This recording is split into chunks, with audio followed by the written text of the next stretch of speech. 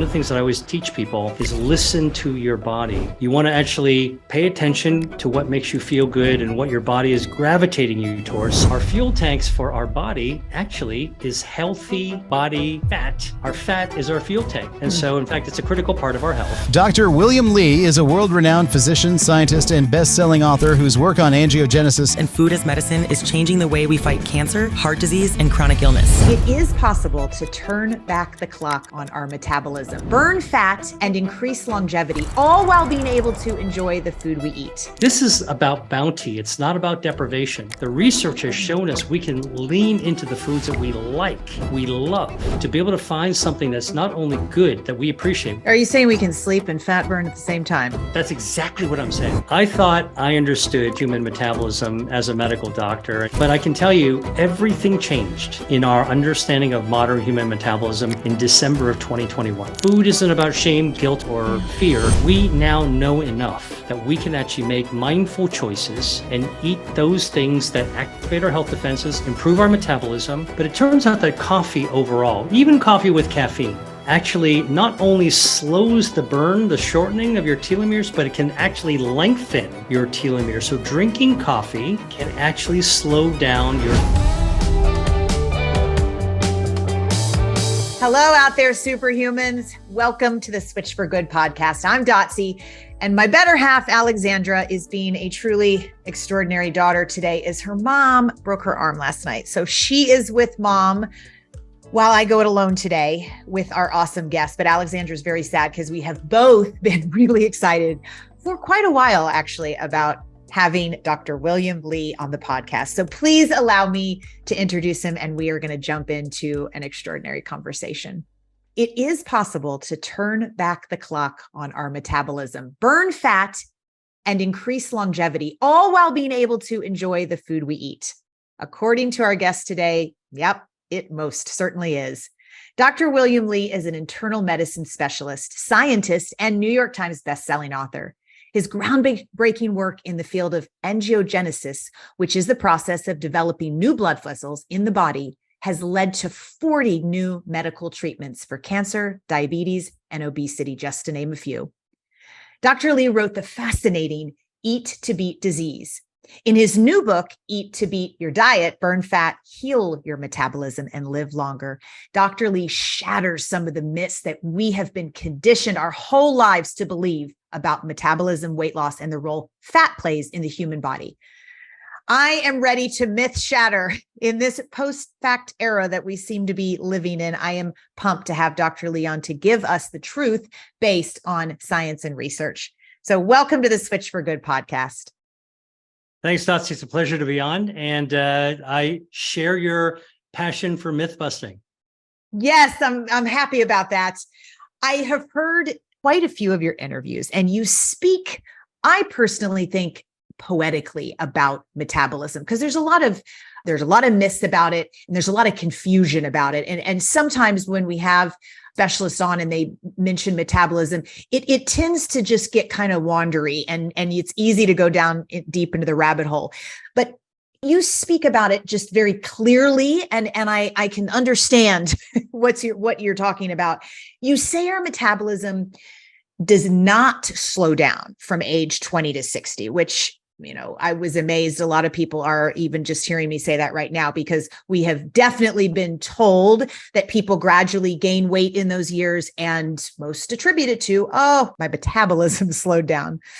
So tell us about our metabolism throughout our whole life. And I know that sounds like a long explanation, but just give me some bullets, because your newest book, which I mentioned, Eat to Beat Your Diet, really focuses on this.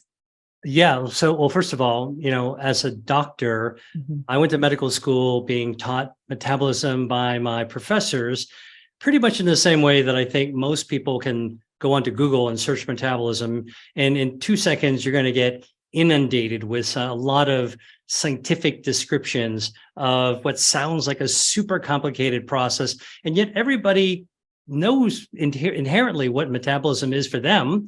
It's the amount of energy I have. It's, how my body controls weight.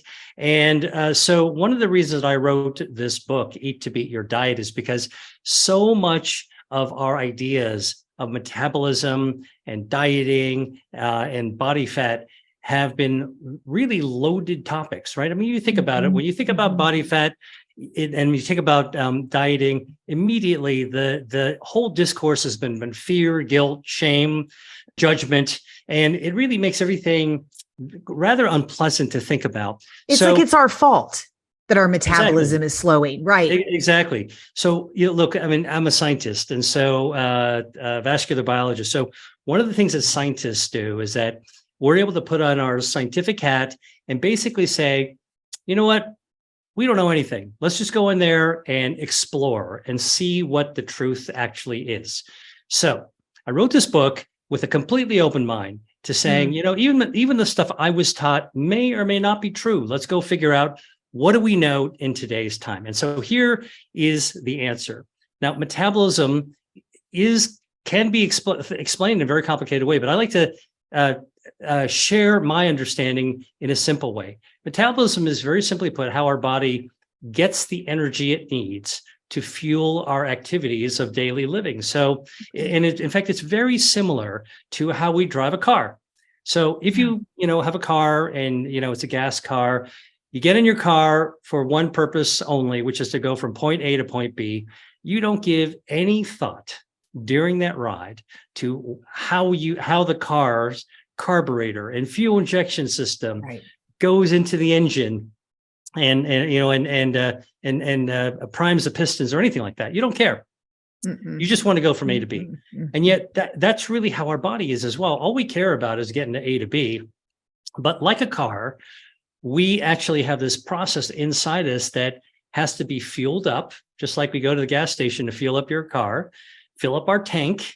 In the cases of our metabolism, surprisingly, our fuel tanks for our car are attached to the side of the car. You fill them up with the nozzle. Our fuel tanks for our body actually is healthy body fat. Our fat is our fuel tank. And so, in fact, it's a critical part of our health. You want to actually fuel health. I mean, and listen, you're an athlete. You're like a super athlete. So, if you actually lose all of your body fat to like as close to zero as possible, it actually compromises your ability to perform. So keeping, there's a whole thing about having bad extra body fat, but having too little is also not good. So you really want to have the right amount, okay? And the right amount is actually to have fuel tanks around. And then, like your car, your metabolism is going to be able to draw that fuel and power up your arms, your legs, your heart, your brain, all the pistons, all the pieces in your body to get you from point A to point B. That's what our metabolism is. And the secret to our metabolism is the quality of the fuel, when we fuel up, and how we actually treat the body, just the same way as we car. If you drive your car like a maniac, it's not going to last as long. It's not going to perform as well. If you actually fuel your car up all the time, you might risk overloading the gas. And if you put low quality fuel in your car, it'll run okay for a little while, but over the course of the life of your car, you're going to actually degrade the car. And so I like to tell people to think about metabolism as that process that our body uses to get fuel, you use fuel. Okay, so this makes me think about different styles of eating in terms of timing, what you're saying. So as an athlete, and then, now not really an athlete, but I exercise every day.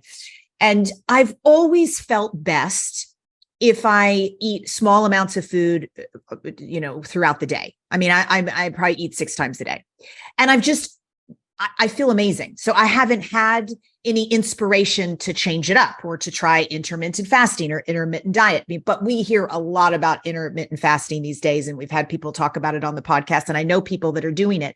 So when you're talking about our metabolism, right, and getting the energy we need to fuel our daily living, I'm curious about different timings of eating, and is it different based on just you and who you are, or is there something to this intermittent diet thing? I'm still probably not going to try it because I feel awesome, but I do not like the bonk, right? I learned that as an athlete, so I feel better when I'm just slow little amounts of food Sure. all throughout the day. Well, look, I mean, I think it's very important to understand that as somebody who studies food as medicine, time and time and again, what we're discovering is how individual every person, single person is, and different from one another. You're different than me, and vice versa, and from our next door neighbor and our family members, and that's perfectly fine.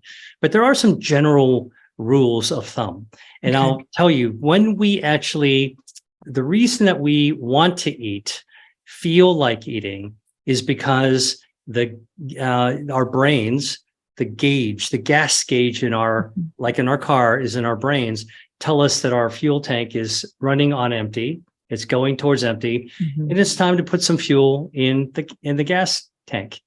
And we need to pay attention to our body. One of the things that I always teach people is listen to your body. You want to actually pay attention to what makes you feel good and what your body is gravitating you towards. So, for example, when you feel hungry for your small meals, it's your body telling you, your fuel gauge is telling you, hey, Dotsie, let's put a little fuel in the tank right now.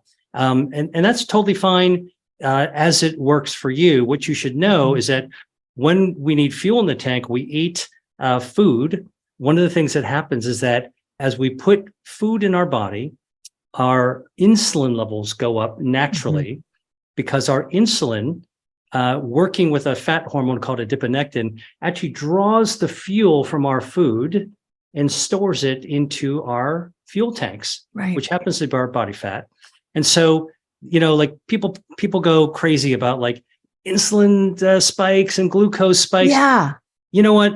I sort of want people to kind of chill out about that, because those things do happen. But if you listen to your body and be reasonable, your tank is running on empty, go fill up. Don't eat too much. Don't overflow your tank. Okay.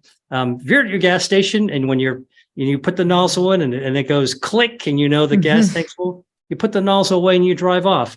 Now imagine if there was no clicker, okay, and the gas tank filled up, what would happen? The gas would come out of the tank, spill down the side of the car, around the tires, around your shoes, and guess what? You would be standing in a dangerous, flammable mess, toxic mess. That's what happens when you overeat. So another part of listening to your body when you're eating, and I'm going to talk about timing in 1 second, but another part of listening to your body is pay more attention to when you're satisfied with eating versus when you are full and bloated, right? So you can stop when you eat slowly, more when you savor your food. Most people around the world that really enjoy, like cultures that enjoy their foods, they take their time eating and they're eating and enjoying that flavor. And at some point you're going to go, wow, I feel okay. You don't have to have that bulge in your stomach that basically says, man, I am full anymore and I'm going to burst.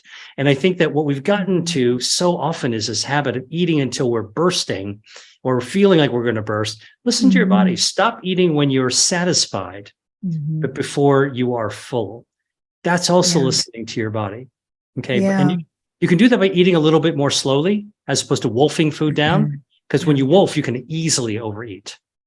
All right. Which would be an argument for eating and just focusing on eating and not watching TV or a movie or doing 10 other things, like really just being there in that moment with the nourishment of the food. And you can then tell if you're full or not. Yeah, exactly. And the cultures that are healthiest, like the Mediterranean culture or Asian cultures, in my book, I call it Mediterranean style eating, which is how I eat. Think about it. In those cultures, very rarely do you eat alone. You eat with other people. Okay, so it's not you and your device scrolling. You're having a conversation. And in the Mediterranean and in Asia, often the conversation when you're sitting down to eating is talking about the food.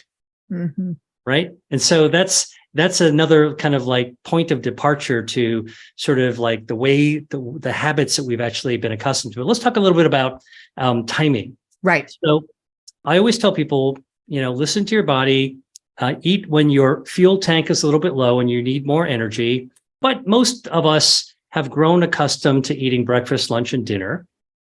All right.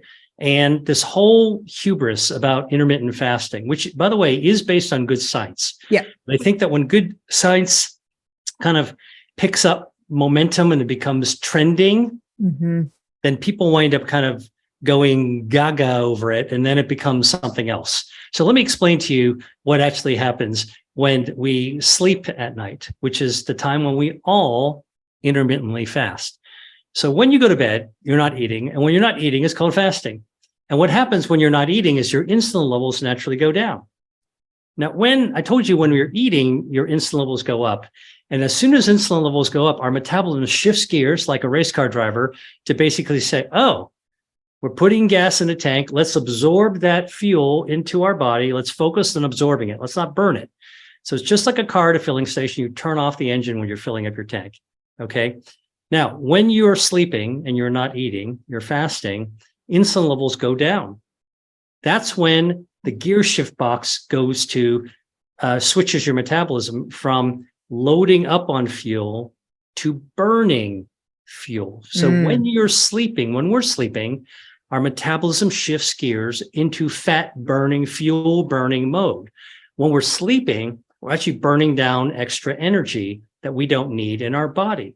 All right. So are you saying we can sleep and fat burn at the same time?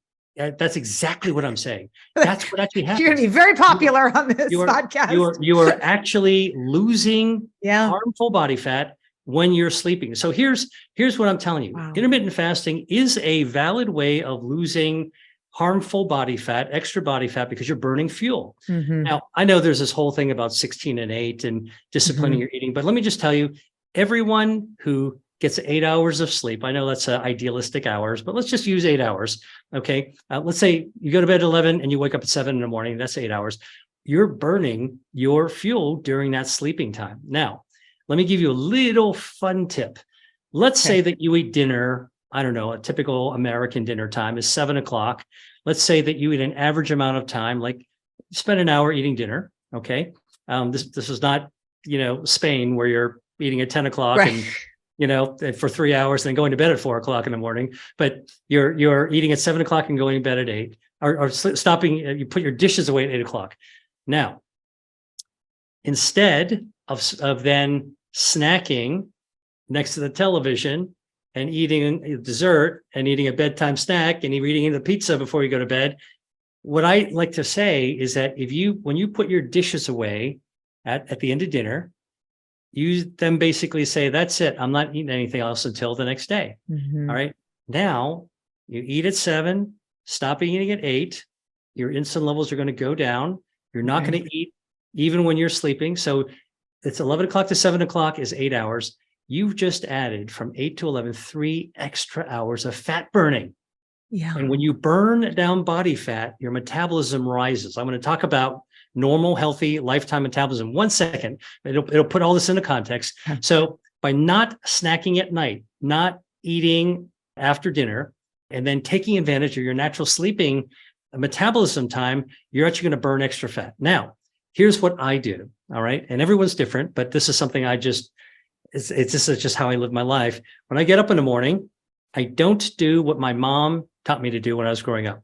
My mom used to say, get up, go roll down to the kitchen. Let's eat some breakfast, fuel up your brain, run to the school bus and get to school in time. All right. No, we're adults. We're grownups. We don't need to do that. So when I get up in the morning, let's say for the sake of argument, I get up at 7. I take my time getting dressed, take a shower. I'll go downstairs and I will catch up on the news. I might read my emails. I might go for a walk. All right. And it'll be about an hour between the time I wake up before I eat anything. And sometimes I'll even skip breakfast. But now let's do the math. 8 o'clock, put the dishes away, not eating. 8 to 11, 3 hours of fat burning. 11 to 7, that's 3 plus 8 hours, 11 hours of fat burning. Now you don't eat for an hour after you wake up. That's 11 plus 1. It's 12 hours of fat burning. 50% of your life is now focused on burning fat. Now, why is that important for your metabolism? It's really important because when you burn extra body fat, you're allowing your hardwired metabolism to rise to the surface, and then your metabolism will actually improve. Is it almost like a reset?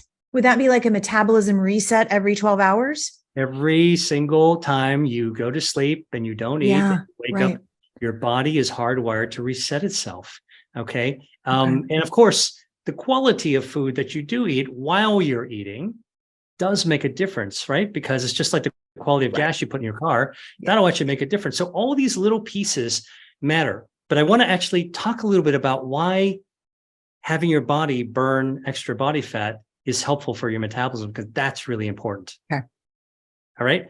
Okay. So I thought I understood human metabolism as a medical doctor, and you're talking to my patients with diabetes or cardiovascular disease or obesity, and you're giving them the usual spiel. But I can tell you, everything changed in our understanding of modern human metabolism in December of 2021.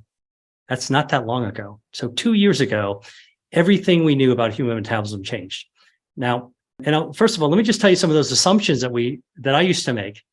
I used to think, like I think most people, you're born with a fast or slow metabolism. My sister was lucky. She's skinny as a rail. She can eat anything, and she's always skinny, right? Me, I've had to fight with my weight and what I eat. I can't help it. Okay, that's what I thought. Second, I always thought, like, when there's teenagers and they're bouncing off the walls and they're eating 2 or 3 dinners, right? And you're like, my gosh, this kid's metabolism must be going through the roof because they're growing. So I used to think that teenagers, puberty is when the metabolism is really escalating. And then during middle age, of course, we're all conditioned to assume what we see with our eyes is that when you hit your 40s or 50s, a lot of people change their body shape and they really, really struggle. And it must be their metabolism naturally slowing down. So people who hit that magic window, 40, 45, like they groan. They go, oh man, now I'm gonna be screwed. I've got to fight twice as hard. Everyone says that. That's an assumption. All right. Well, I will tell you that every single one of those assumptions is wrong. Okay. And let me explain to you with this discovery that happened in 2021. There was a researcher named Herman Ponzer. He's a researcher at Duke University. He worked with 90 colleagues from 20 countries. This is a massive research project. And they studied 6,000 people from 20 countries, men and women, young and old, different cultures, different diets, different holidays, different comorbidities, different diseases. And what's amazing is they studied people that were as young as 1 week old, newborn. And they studied people as old as 90 plus years old. That runs the gamut. That's the gamut right there. Okay. And the amazing thing is they studied human metabolism. They wanted to know, okay, from the first week of life until 90s, what does human metabolism actually do? And the way they got at this is they studied everyone in the exact same way. So how do they do that? Well, they gave everybody a drink of water. Okay. Now, this water, which we know is H2O, right? That's what water is. H is hydrogen, O is oxygen. And what the researchers did, they tweaked the hydrogen, they tweaked the oxygen so the atoms could be measured. Okay. And so they gave everybody this thing to drink, babies to old elderly people, and they were able to measure the metabolism through their breath, through their blood, and through their urine. Because the H and the O, the hydrogen and the oxygen from the water, you can measure. And that actually is a reflection of what the metabolism is actually doing in their body. You can throw it into a computer and it'll calculate your metabolism. Okay. So what they did, they found of this 6,000 people, when they measured it, the results were all over the place. Okay. So the first results it was just chaos. Everybody had different metabolism. Yeah, just exactly like we thought. Metabolism is a big mess. We're never going to be able to figure this out, but we live in the age of supercomputing. So what they did is they used artificial intelligence, and they knew how tall, they knew how old and how the age and the height of every subject. Okay. And then and the weight. And then what they were able to do through artificial intelligence and algorithm, they were able to subtract the effect of on their metabolism of excess body fat. So whatever the number was for 6,000 people, they were able to calculate that they have too much body fat, and if so, they removed it. Now, when they subtracted the effect of excess body fat on metabolism, the results was like removing the cloak off the statue of David for the first time. Suddenly, human metabolism across the entire lifespan, from 1 week old to 90 plus years old became crystal clear. And what they found is that if you remove extra body fat, human metabolism is pretty much the same when you're born. Everyone's born with more or less the same metabolism. It makes sense, right? So when we're all born, our hearts work the same way, our livers work the same way, our brains generally work the same way. Okay. We're all hardwired the same way, okay? Now, what happens after that is when we're running around our life. But here's the pattern that was discovered. There's 4 phases of human metabolism. From birth to 1 year old, our metabolism skyrockets, okay? Yeah. In fact, it's so high that at 1 year old, your metabolism is 50% higher than when you're an adult. So a little 1 year old's metabolism is 50% higher, 150% what an adult is. All right. Which is why they're hungry every 3 hours. All the time. All the time. All the time. And why it is so important that we think twice about what we're exposing our infants to, right? Microplastics, obesogens, endocrine disruptors. Man, we got to do a rethink of everything. That fluffy teddy bear, the whoopee, the pacifier. Man, we better start thinking about that stuff because the little baby is taking up everything like gangbusters as quickly as possible. So number one, phase 1, okay, 0 to 1. From 1 year old to 20 years old, that's puberty. The time that I told you I thought the kids are bouncing off the wall, eating 2 dinners, and metabolism be haywire. Nope. It's going down, down, down, down, down from 1 year old. And in fact, it goes down to adult level. So at you're 20, the teenager's metabolism after 19, 20 hits adult level. And then from 20 to 60, and here's the mic drop moment. The human metabolism was found by this research of 6,000 people to be absolutely rock stable. It's hardwired not to go down by itself. 20 to 60 adult years, all of your young adult years, your middle age years, your working life years, up to your retirement years to 60, it is rock stable. I'm going to come back to explain why people do gain weight during that time, but this is how our operating system is. And then from 60 to 90, it does go down a little bit, but only a little bit, by about 17%. Okay. This explains the freshman 15, because that's when I got chubby. That's 17, 18, 19, where it was dropping. Well, and I will also tell you that what happens, remember I told you to get to this pattern of 4 phases, the researchers removed the effect of excess body fat. So now you throw more body fat in there and you completely sit on the metabolism and it goes down. So we used to say a slow metabolism causes you to gain weight. Yeah. Right? It's the other way around. Excess body fat slows our metabolism. Another myth shattered. Okay. All right. We're all born the same. Our exposures, our lifestyle, we're fed, the quality of food, how our parents raised us, our behaviors that we undertake as teenagers, the freshman 15, what you're doing, what you're eating, the pizza nights, et cetera, all those things affect whether you're gaining extra body fat. And the moment you start gaining extra body fat, it's like what they had to do in this experiment. When you throw in that extra body fat, the metabolism goes down. When you remove the extra body fat, metabolism rises to its hardwired level. So what I'm telling you is that human metabolism's hardwired like the operating system in your laptop. So Dotsie, if you were to go out to buy a computer, same model as me, on opposite ends of the country, you pull it out of the box, we both plug it in and boot it up. The operating system of our computers should work exactly the same way. That's human metabolism. Now, what happens is that you might be downloading something. I might spill some coffee on mine. You might actually drop your computer. I might let some dust get in mine. And guess what? That slowly starts to change our operating system. And that's why our metabolism is all over the place. Everyone is so different because our lifestyles are so different. But there is a perfect metabolism that we're hardwired to actually be able to groom. So why do people actually gain weight in middle age? Why do women gain weight?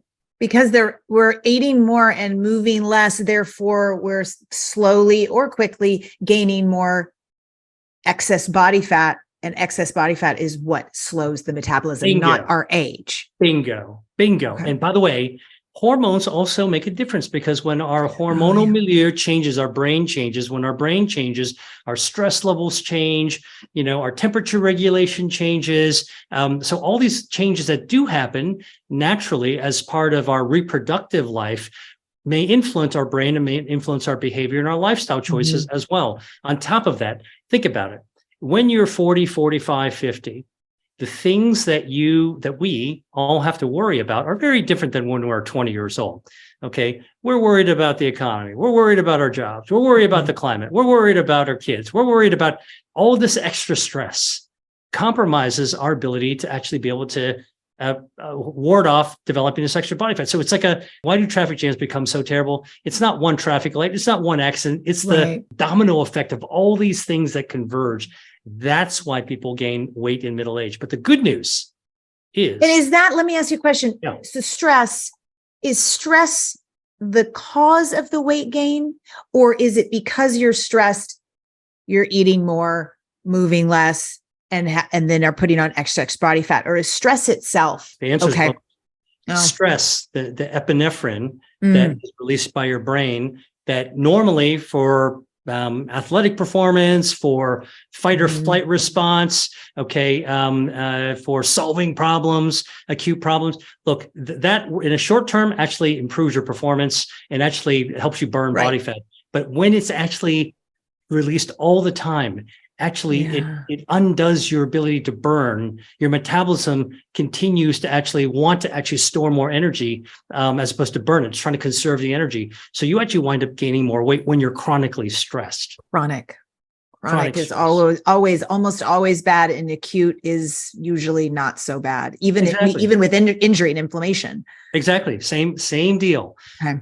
So the good news is that this research has revealed something about who we are as humans, which is that we have a hardwired system, and our metabolism really is under our control. And even if we're middle-aged, even if we're struggling with obesity or diabetes or metabolic syndrome, or just sort of aesthetic weight gain, and you're not comfortable with how you look, you can actually yoke it under control by burning down extra body fat. What you eat, when you eat, and how you eat can all make a difference. Speeding up metabolism for a lot of us means losing body fat, but all fat isn't created equal. I want you to talk about the different kinds of fat and how the body decides, if you will, where to deposit what. Okay. One of my favorite topics, because think about the fact that when we say the word fat, those people who are listening or watching this, we're hardwired in society to kind of like shudder when we hear the word fat, right? Yeah. So think about it. I'm sure everyone has this experience. You shower in the morning, you step out of the shower, you're drying off, and out of the corner of your eye, you look in the mirror, and no matter who you are, you're going to see or a lump or a bump that doesn't make you happy. Right. And so automatically, body fat. Then you step on the scale, and if that number isn't the exact number you were hoping for, you curse yourself. And so immediately, we start thinking about body weight, body shape, body fat in very negative terms. And in fact, if you go to the grocery store, I know, you're a vegan. So but even if you just wheel your cart by the meat section and you see a ribeye steak with a big rind of fat, look, people just go, I hope nobody eats that. Okay. Right. I hope they don't sell that. So our relationship in terms of just even recognizing the word fat is very negative.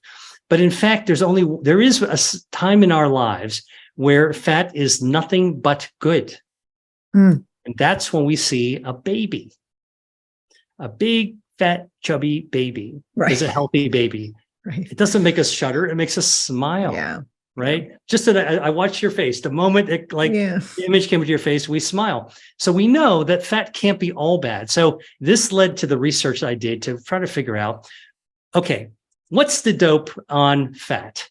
All right. Well, it turns out that fat is not all created equal. We've got two different colors of fat. The same way that, if you've ever had to paint a room, the walls of your room, what do? You go to the paint store, you go to the paint section, they've got all these swatches of colors. And let's say someone told you to paint your room in 2 colors, just to make it interesting. You might pick one swatch and then another swatch, and then you bring the paint cans home, and then your brushes have to be different colors. Same way that fat is created in our body. There's 2 colors of fat. There's white fat and there's brown fat. And white fat is the stuff you see under your chin, under your arm. It's the muffin top. It's on the thigh. It's on the butt. That's the stuff that we can see in the mirror and the stuff that we usually want to get rid of. Okay. Things we see with the white fat, the part we see isn't the most dangerous stuff. It might be the least pleasing, but it's not the most dangerous to your health. The most dangerous to your health is white fat that's stuffed inside the tube of your body. So whether you're a big body person or a thin person with a thin tube for a body, you can stuff extra body fat in there. And that extra body fat is dangerous. And so that's the part that you want to get tame or burn down. And then brown fat is the other kind of fat that is not lumpy bumpy. You can't see it in the mirror. And it's really interesting because it was only discovered in humans in the last decade or 2. It's paper thin. It's down the side of our neck. It's behind our breastbone, a little bit under our arms, a little bit in our bellies. And in cold temperatures, or when we eat certain kinds of foods like chili peppers or tomatoes or onions or bok choy or mushrooms or citrus, there are factors in our foods that light up our brown fat, and our brown fat, when it's turned on, burns down extra harmful body fat, starting with the dangerous stuff in the tube of our body. So good fat can fight bad fat, and you can eat in order to turn that process on. That's the amazing part. You want to fight fat, eat the right kind of food. Yes, I've heard about brown fat on this podcast, and so you could say it's kind of the good kind of fat. The other white fat that is, you said definitely it's the part you can see, right? It's on your bum, it's on your muffin top, wherever. Where's the other white fat that you mentioned? Is it around our organs? Yeah, it's called visceral fat. It's in the tube of our body. Okay. And it's packed in between our organs. So think about this. Okay. It's invisible because each of us have this unique body tube. Yeah. All right. And when you stuff it with organs, they're all contained in the tube. If you start adding fat to it, you'll stretch the tube. Think about bigger waistline. Okay. Now you need a bigger belt size. All right. And when you shrink your waistline, you're losing harmful body fat. All right. So that's actually visceral fat. Visceral means gut. Yeah. And I want to tell you, it's what people used to refer to as skinny fat. So women who are thin can still have very dangerous amounts of extra body fat. I'll give you an example. If you wanted to ship some fluorescent light bulbs across the country, you would take your light bulbs, go to the FedEx store, and you would ask them for a thin box to ship your light bulbs. And then I don't want these things to break. Let me buy a bag of peanuts. All right. Not great for the environment, but let's say you buy them anyway. And you pour the peanuts into the box, and now you're cushioning the light bulbs. And then you're like, man, but I want to use all these peanuts up. And so you force and stuff those extra peanuts into that box. You really, really shove every last peanut in. All right. Now that box is pretty darn stuffed with peanuts. Okay. Then you're going to still tape the box shut. You're going to force that box shut and tape it shut at arm's length. That box is still skinny, but inside it is packed with those peanuts to burst into the gills. That's what skinny fat is. And so thin people also need to worry about excess harmful body fat. Yeah. And thin people can actually change their metabolism because they're building this up. And by the way, you know where the first place that this fat forms? No. Okay. Most people would think that skinny fat, the first way you would know in a thin person that they're getting too much skinny fat is by looking at their waist. Yeah. Right? Yeah, okay. My belly's getting bigger. Wrong. The first place that harmful skinny fat forms is on your tongue. Your tongue is the first place that gets fat. I should have guessed that. I want to get into that because I want to talk about snoring. I should have guessed. I knew that part. Okay, so you're really saying that looks can be very deceiving for somebody that is very thin from the outside. I had a roommate in college, Denise, who in college for me was, late 80s, very, very early 90s. And it was the thing to be, almost anorexic looking, right? Like that was what was in. And so she was so skinny and she looked so great in her jeans. The little tiny belt would go around. But Denise ate McDonald's twice a day. And that's it. She did not have very many foods that she liked. And I worked in the drive-thru at McDonald's. So she would always have me bring after school. But she was one of those that was, she'd eat like 3/4 of the cheeseburger and like half the fries. It's like, who does that? I mean, I don't know anyone that can get fast food and eat just like part of it. Right. So she was eating, I don't know, probably only 800 calories a day or something. But I always remember thinking, it just can't be healthy. It just can't be healthy. She looks great, but I'm guessing she had a significant amount of fat, a significant amount of white fat inside that, who knows how her health is now, but maybe just starting to bloom as a 19-year-old or a 20 or 20-year-old, but a lifetime of young adulthood like that is definitely going to build up harmful internal body fat. Yeah. Yeah. Okay. So let's go back to the tongue because I wanted to ask you about snoring and its link to visceral fat. Right. Okay. So snoring, is often due to excess tissue in the back of our throat. So we call it sleep apnea sometimes, is, people who are overweight or obese will often be snoring and they don't get a good night's sleep and they're tired all the time.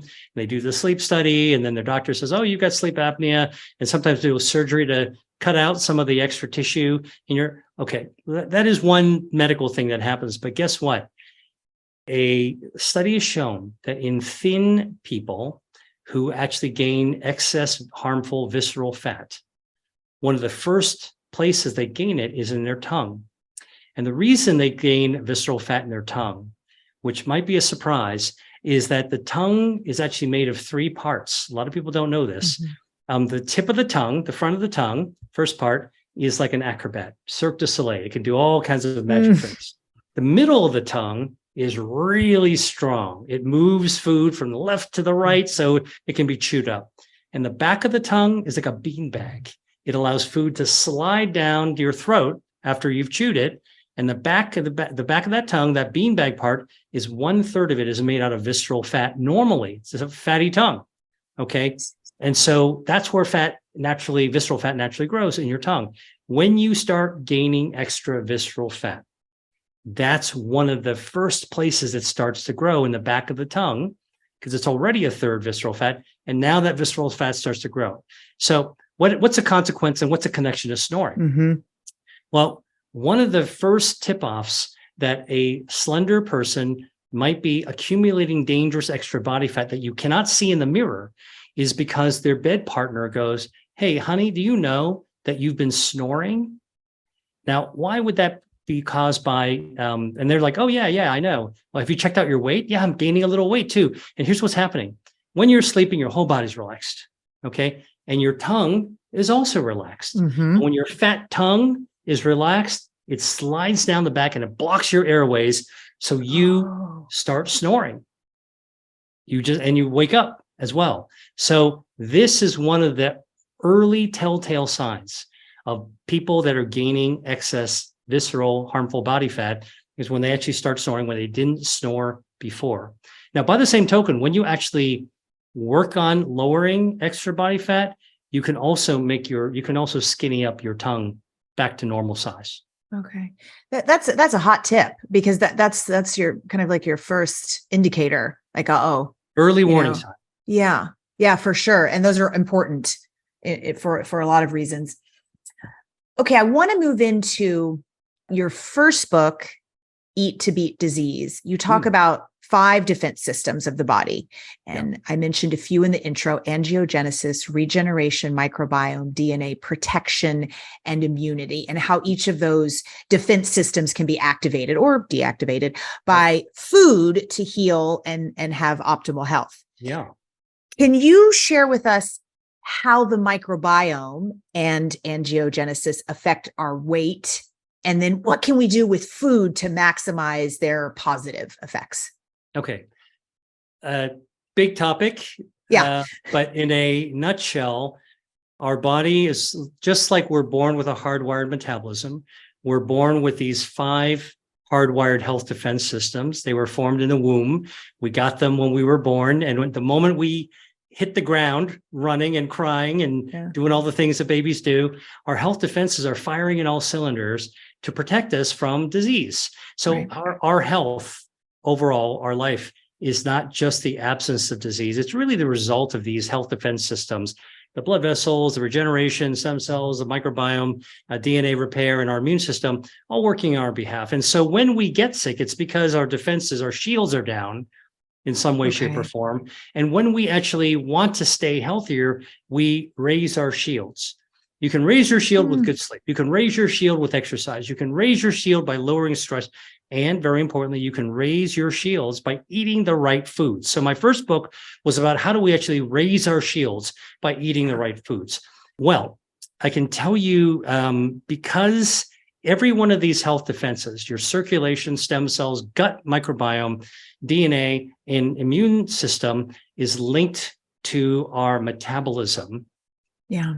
Part of the way that our 5 health defenses protects us is that it protects our metabolism as well. When our shields go down and we start getting chronic diseases, our metabolism can be also derailed. You need a good blood supply, angiogenesis, in order to deliver the hormones that tell us that we're hungry or not hungry, or to deliver the insulin to our muscles. And so if you have compromised circulation, your shields are down for your blood vessels, your angiogenesis, man, your metabolism is not going to work so well. In our gut, our gut contains our gut healthy bacteria, about 39 trillion of them. And the bacteria live, their nest, their home is in a part of our large bowel, our large intestines called the cecum. And our intestines is continuously renewed, mostly while we're sleeping. Okay. Stem cells come out and rebuild it. It's like making a new bed. Okay. And if you actually if you have a compromised regeneration system, it's like being in a hotel with no housekeeping for a week. You're not refreshing your sheets. You're not actually cleaning up the room, and now the gut microbiome is not going to be as healthy. And so now your gut health starts to be compromised. And when your gut bacteria are compromised, your metabolism doesn't work as well. Inflammation goes up. Your blood cholesterol your blood lipids go out of whack. Your insulin sensitivity changes, all kinds of things. Actually, bad things happen to your metabolism. That's an example of that. And then let's talk about the immune system inflammation. Look, our gut bacteria not only grooms our metabolism and helps our metabolism stay streamlined, but it lowers inflammation as well. When we gain extra body fat, in addition to derailing the metabolism, that inflammation will cause our body fat to derail, our metabolism gets derailed, and when our gut health is compromised, we're not able to lower inflammation. And now the inflammation is kind of like an arsonist, setting fire, not to just a fire pit, but then throwing that match into the woods to light a wildfire. And now inflammation's everywhere. And that's why this situation of excess body fat, even if you look okay, I always joke about this, people talk about the dad bod, right? Yeah. You might not look terrible, but you're not cut and you're not lean. Right. And you probably shouldn't look pregnant because you're a dude.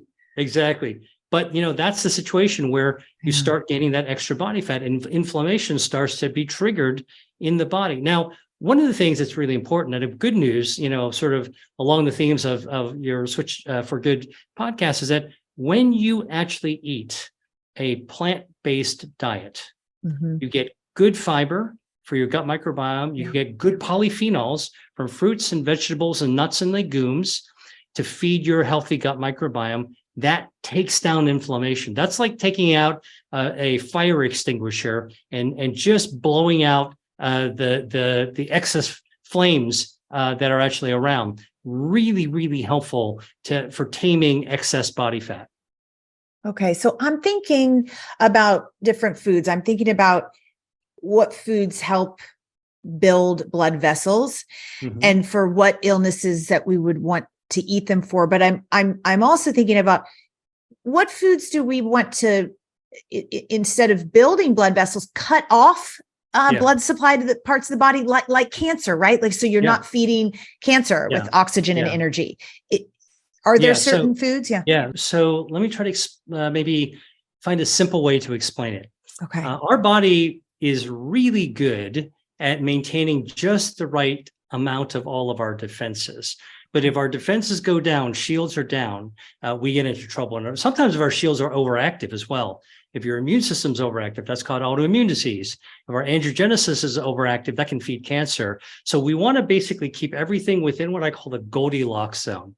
Not too hot, not too cold, not too hard, not too soft, but just right.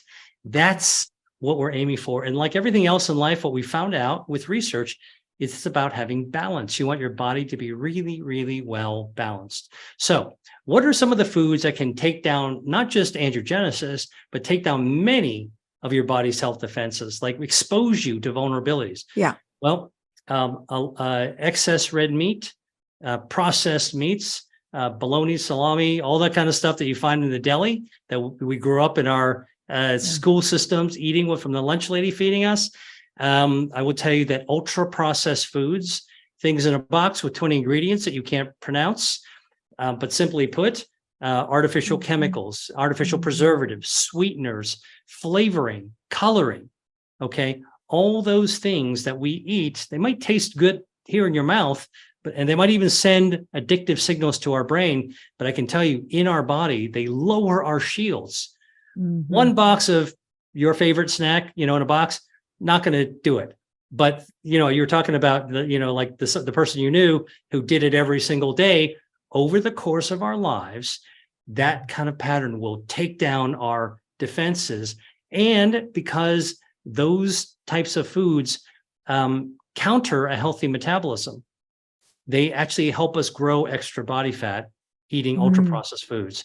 And so what you really want to do is to be able to flip the script on that, right, and be able to really protect your shields up.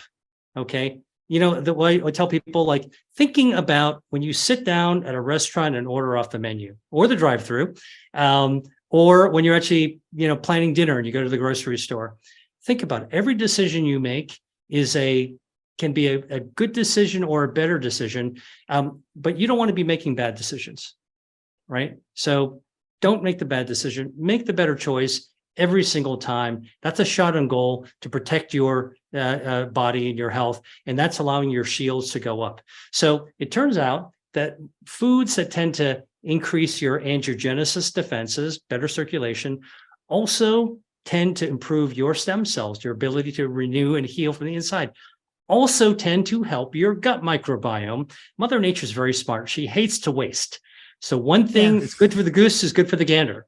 Okay. So things that are good for one health defense are often good for all the health defenses and your metabolism at the same time. And most of it comes back to eating healthy plant-based foods. Yes. Tell me if I have this right. You talked about making more stem cells. Does calorie restriction make stem cells more potent to fight cancer? Because I heard something and I thought, oh, maybe I kind of have this wrong from what he said, but yeah. Yeah. Okay. So first of all, I want to maybe try to reset people's knee-jerk reaction to the word calorie. Okay. People tend to immediately make assumptions about calories. Look, calories are just the unit of measure that we call the energy from food. Just kind of like we have a gallon of gas. Okay. Calories is what we call that unit of energy. And what I would say is that let's set calories aside for a second, but to say one thing, when you eat less, you're just putting less fuel in your body. Okay. And when you put less fuel in your body, it happens to be fewer calories. Okay. What happens is you're not overloading your system all the time. So by restricting your energy that you're eating, what that allows your body to do is to reset itself. It actually allows your stem cells to regenerate parts of the body more efficiently. It's going to do it anyway, but it's going to do a lot better when you actually don't overload the fuel tank.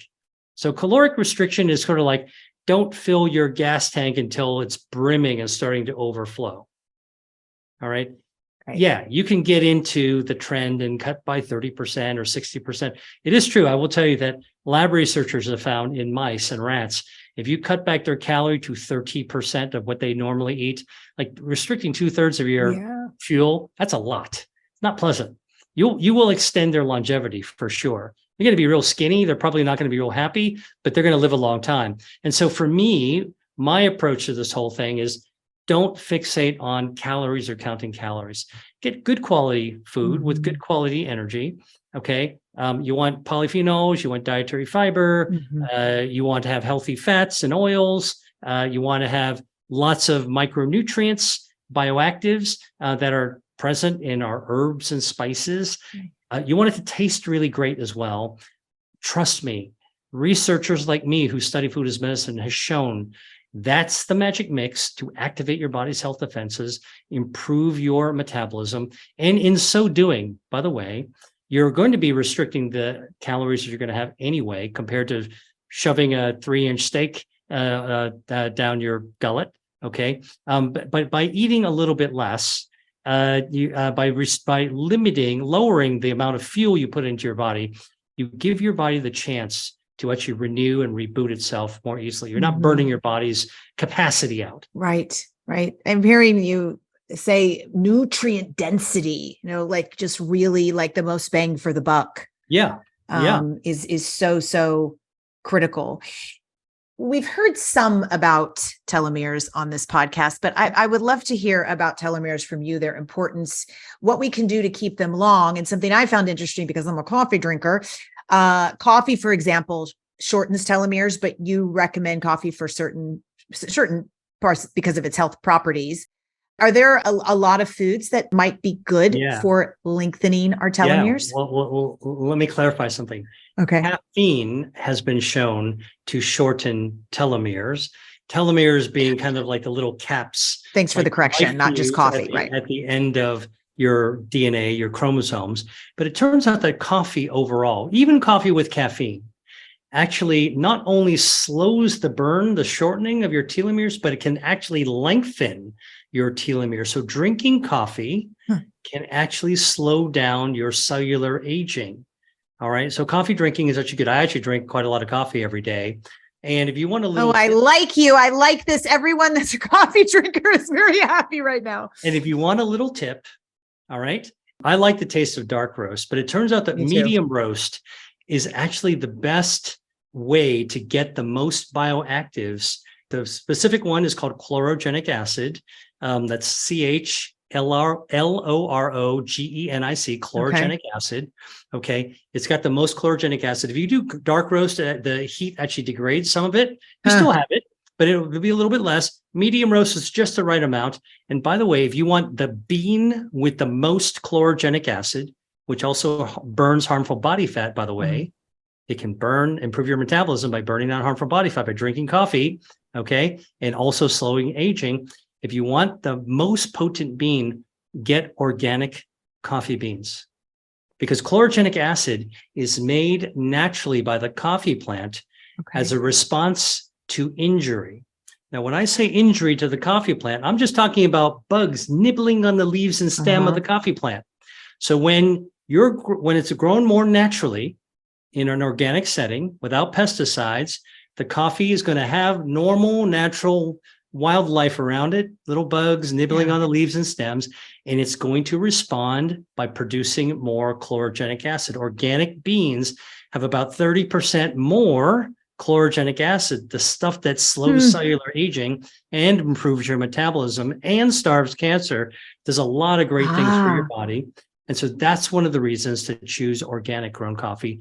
Medium roast is sort of the technique. So, like I'm a scientist and I'd like to do food as medicine, but I'm a foodie and I like to actually know what's the right way to actually get the most. How do you prepare it the right way?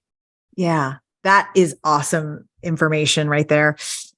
In staying, as we have keeping a disease-free system and thinking about our immune system and how we want to activate the immune system, sometimes we want to calm it. We're not always trying to activate it. And I'm wondering what some of the foods are that can do each of these things. Okay. And what are the times that we may want to calm it, to be clear? So look, I mean, we talked about inflammation, right? Think about acute inflammation as something very healthy and important for your health. It was designed as a rapid response. Our inflammation systems like the EMTs. You call 911 when you've injured yourself, and the emergency response team, the paramedics that arrive to the injured site, are the inflammatory cells. And you get a little bit of inflammation there. Like if you cut yourself, think about it. After a few moments, the area is red and swollen. That's your acute inflammation, cleaning up, destroying any bacteria or harmful things that might be in the wound. And then, like an EMT, it'll go back to the base, and it's done. You don't need it anymore. Mm-hmm. That's acute inflammation. It's good and important for us. Chronic inflammation, which is when it doesn't go away and it's continued to be inflammation. It never puts out the inflammation. That's really dangerous. Acute inflammation is another way to think about it, is that if you go camping and you're out with your family, you make a campfire and you cook your food and you tell ghost stories over it. But then when it's time to sleep, you put out the fire. That's acute inflammation. It was good for the evening and now you don't need it. So you put it out and you go to sleep. Now, chronic inflammation is if you don't put out the campfire and a wind comes by and blows the embers into the woods, and now you've got a wildfire, forest fire. Okay, now you can't put it out. And that's chronic inflammation. And that inflammation goes everywhere in your body. And when inflammation is everywhere, it disrupts every single organ in your body. And if you have a microscopic small cancer hiding out, or an existing cancer that your doctor knows about, inflammation will trigger it. It's like pouring gasoline onto the fire. It's going to make it grow faster and harder. All right. So there's no situation in which chronic inflammation is beneficial. None. Autoimmune diseases, lupus, rheumatoid arthritis, psoriasis, you name it. Okay. Systemic sclerosis, Sjogren's syndrome, all of those things are chronic inflammation. IBD, okay, Crohn's disease, all of these things are characterized by excess inflammation, the wildfire running through your body. Now, your gut, as a health defense, tries to put out the wildfire because it can actually try to lower inflammation. But man, if it's run away, it's kind of like looking at the woods on fire with just a fire extinguisher in one hand, and you're like, man, this isn't going to make a dent, right? And so that's why it's so important to think about diet as an intervention. So what are some of the foods that can lower inflammation? Well, it turns out foods that contain vitamin C actually have been shown to lower inflammation. So what are some great foods that are anti-inflammatory with vitamin C? Tomatoes, broccoli, strawberries, red bell pepper, guava, just to name a few. Okay, citrus, of course. Yummy. And all actually lower inflammation in the body. Now, how do we know this actually happens? And it's meaningful. There was a study in Japan, in the prefecture called Miyagi, Japan, where there was a lot of lupus running around in women. And what they found over a long-term study is that those women who ate more foods containing vitamin C, the ones that I should mention to you, red bell peppers and tomatoes, had a much lower incidence of lupus flares, and their inflammatory markers were also lower. Green tea, also a great way to lower inflammation. Got lots of anti-inflammatory power to it as well. And so, in my books, I actually talk about 200 foods in my first book, 100 foods in my different book. Like, this is about bounty. It's not about deprivation. The research has shown us we can lean into the foods that we like, we love, to be able to find something that's not only good, that we appreciate, we like, we enjoy, but it's good and good for us. And to me, That's really the best path forward. If you want to eat to beat disease, if you don't want to have to be on a diet, you want to eat to beat your diet to improve your metabolism, you can love your food to love your health. You can choose wisely. And I tell people, go back to most of the ingredients that I write about are found in the traditional recipes of the Mediterranean or Asia. Go back to the traditional recipes, and you'll find in some of these ingredients the stuff that if you went to a restaurant and you saw them on a menu, or you took a vacation and you went to Italy, Greece, Spain, or any of those Mediterranean countries, like, you're not going to be starving. I guarantee you're going to be enjoying yourself. And that's the point. Yeah. I think that the big kind of the big transition we're at with food and health, and food as medicine, is realizing we shouldn't fear our food. Food isn't about shame, guilt, or fear. We now know enough that we can actually make mindful choices and eat those things that activate our health defenses, improve our metabolism. Don't eat in excess, okay? You don't have to go on a starvation diet, but eat moderately. Listen to your body. Stop when you're satisfied before you're bloated, okay? And really try to relax about your food. Enjoy it. Take the time to savor your food. That's really what I believe is important for better health.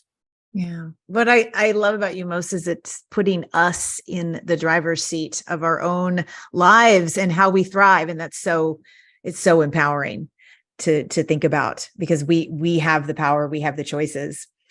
100%. I learned so much. The biggest thing is, again, on the empowerment scale, is we learned from you today on how to raise our shield, right? So I love how you state that, raising our shields. We learned how to lose white fat, about angiogenesis, how the tongue can be a warning sign. That was very cool to learn, and how to fight disease for sure. And then my personal favorite, chlorogenic acid, and to keep drinking coffee, but switch to organic and medium roast, which is going to be tough, the second one, because I really like my dark roast like you. But you know what you can do though, is you can mix your beans. So you get, if you buy medium roast and dark roast, then you can get a little bit you're of the best flavor. Oh my gosh. Okay. A+. This is amazing. You've written 2 books about beating disease and losing weight, and they are full of extremely groundbreaking, but accessible science, which is what Alexandra and I love so much. So I'm going to encourage everybody listening to get their own copies, so they have all of this detailed info and the list of foods, like you mentioned, 200 in your first one, 100 foods in your second one, and that just puts them right at their fingertips. So how can people find you? And do you have any more masterclasses coming up soon? Yeah, well, so if you want to find out more information, come to my website, drdrwilliamlee.com. Sign up for my free newsletter. It comes out twice a week. I take the latest stuff and I just put it out there, because part of my mission is to get people to understand what is the information you can use to cut through all the other misinformation. Find that stuff that is practical and good for you. I do master classes periodically. And if you really are ready to make a change in your life and you want to do a deep dive, I invite you to join me. I'll take you on a journey. I teach 2 online courses. One's called Eat to Beat Disease course, and the other one's called Elevate Your Metabolism course. And it takes the topics we talk about, but really does a deep dive. And you get the foods, and you get the doses, and you get recipes, and it really is. It really is life changing. I've had people from 43 countries actually take this course. Wow! And part of the satisfaction I get is I know, because the feedback I'm getting, that people are feeling more energy, are losing weight, they've come off their medications, and they feel stronger and better and more empowered, which is the most important thing. Most definitely. You are awesome. Thank you so much. Thanks so much, Dotsie. It's my pleasure to be on.